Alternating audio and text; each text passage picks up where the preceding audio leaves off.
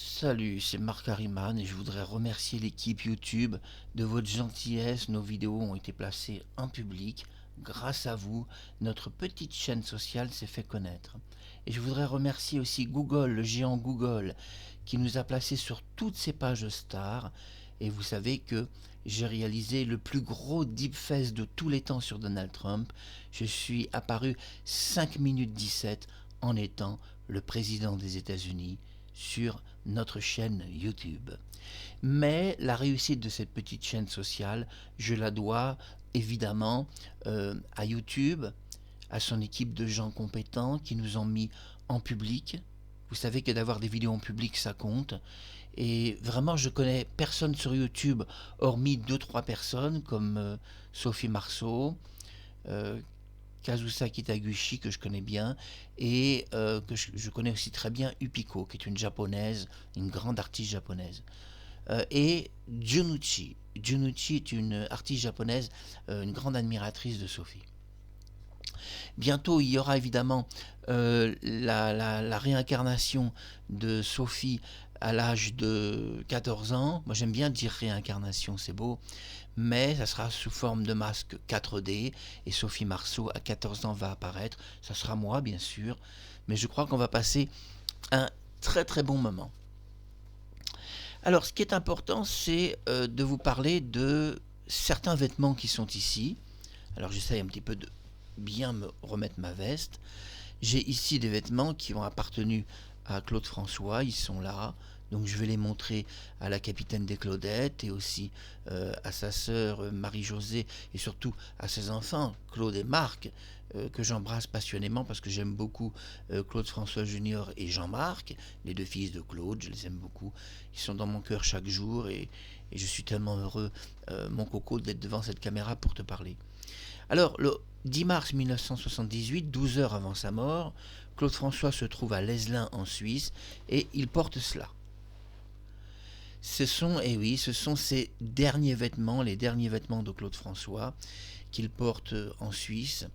C'était 12 heures avant sa mort. Il va porter ce célèbre pull rouge. Donc c'était des pulls qui étaient à la mode.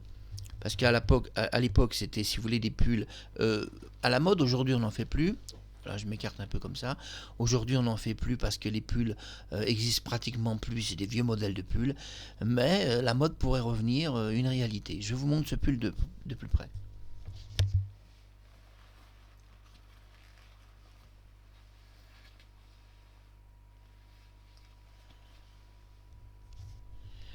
Alors, il est à préciser que Claude portait, et c'est très très important de le dire, un pull en col V, donc comme on en faisait dans les années fin 70. Il avait une veste marron et pas noire, et cette très belle veste marron, eh bien il la portait partout. Voilà la dernière veste de Claude François. Voilà, regardez comme elle est belle. Cette veste marron qu'il portait 12 heures avant sa mort avec ce joli pull qui l'a accompagné quelques heures avant son décès. Alors j'aime pas dire qu'il est mort parce que la mort de Claude François, il n'y a rien de réel, il n'y a rien de vrai, je l'ai prouvé. Et justement, je vous en parle encore un petit peu. Selon Kathleen qui était donc soi-disant sa future femme, mais nous savons que c'est pas vrai puisque Claude vivait avec une autre femme qui s'appelle Madeleine. Il aimait bien les filles qui ont des noms qui terminent par Lynn. Et Kathleen nous explique le 11 mars que Claude a touché l'applique environ 4 ou 5 secondes. Elle a dit dans diverses interviews.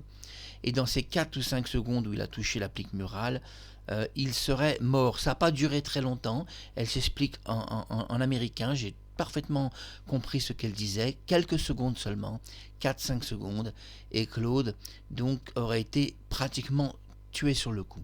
Alors, je suis venu démystifier la mort de Claude François parce que Claude François n'est pas mort, et je le disais à la capitaine des Claudettes, je le disais aussi aux enfants de Claude François n'est absolument pas mort ce jour-là, il n'y a aucun doute qu'il est vivant, pour diverses raisons. Tout d'abord, les témoignages des personnes sont farfelus, et les personnes sont autant farfelues que les témoignages qu'ils font. Je veux dire que c'est énorme tout ce qu'ils nous racontent. Imaginez un homme qui s'électrocute sur une applique 4 ou 5 secondes et qu'on retrouve des doigts carbonisés. Vous imaginez, j'ai donc pris un ordinateur, j'ai fait une reconstitution pour voir le taux de carbonisation des doigts, et on a au moins besoin de 3 minutes pour que des doigts carbonisent sur une applique murale de salle de bain. On n'est pas sur de la haute tension, on n'est pas sur du 200 000 volts. Mais Kathleen a confondu l'électrocution de Claude François avec une chaise électrique.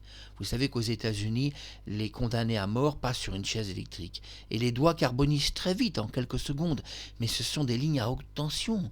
On ne les électrocute pas sur des faibles tensions parce que une salle de bain, ça reste très faible. On peut se sortir d'un piège d'une salle de bain et on peut survivre à un piège d'une salle de bain. Eh oui, c'est pas du tout de la haute tension.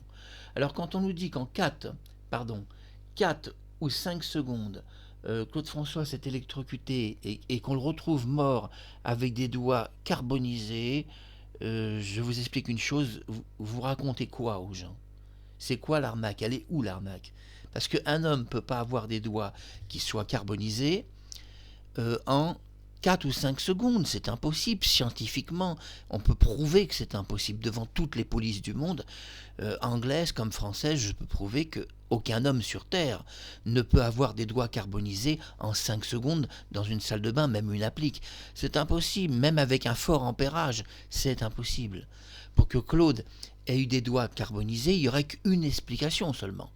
C'est que quand il y a une coupure de courant au moulin à la nuit, quand il rentre à 2 heures du matin, eh bien, il a été assez imprudent, il a été dans son moulin, il a remis la ligne à haute tension lui-même pour sauver ses poissons qui étaient asphyxiés, et sans le dire à sa sœur, il a fait revenir le courant dans le moulin, puisque nous savons que le courant est revenu étrangement, et on ne sait pas comment, et accidentellement, il l'a dit à personne, il s'est gravement électrocuté, et il a eu des doigts carbonisés.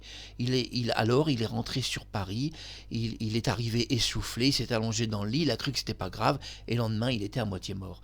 Là, par contre, si vous nous présentez une histoire comme ça, alors on y croit. Parce que, effectivement, un homme peut avoir des doigts qui carbonisent en 5 secondes s'il touche une ligne à haute tension. Là, il n'y a pas de problème. Les doigts carbonisent. Mais dans une salle de bain, tout de même, l'histoire est un peu farfelue. Qui c'est qu'a monté une histoire à dormir debout comme ça? Parce que c'est énorme quand même. Que le type, il touche une applique qui bouge toute seule. Imaginez quand même le scénario. L'applique, elle a bougé toute seule. C'est quand même énorme. Et selon Kathleen, ses derniers témoignages, l'applique avait bougé un bon millier de fois toute seule. On sera tout de même étonné qu'elle a bougé un bon millier de fois toute seule et que Claude n'est pas devenu fou et n'a pas arraché l'applique du mur et l'a pas jeté par la fenêtre, car lui, il piquait des crises de fou parfois. Alors une applique qui bouge un bon millier de fois toute seule, dont nous savons que l'applique de toute façon avait été installée récemment et dont certains témoins disent qu'elle n'existait même pas, comme Jacques Harvey qui a expliqué 2 mois après la mort de Claude François qui s'étonne. Il explique qu'il n'y a pas d'applique au-dessus du bain, il est formel, il a visité l'appartement de Claude, il n'a jamais vu d'applique. Et dans le journal de la mort de Claude François, Josette, la sœur de Claude François, a appris le jour même de sa mort qu'il existait une applique au-dessus du bain, même elle ne savait pas. Mais je vais vous dire, Claude François non plus ne le savait pas, puisqu'il a adressé 2 notes de service. Une première note, excusez-moi, je me mets devant la caméra, une première note, voilà, je me rapproche près de la caméra, pardon, j'étais un peu éloigné à cause du costume.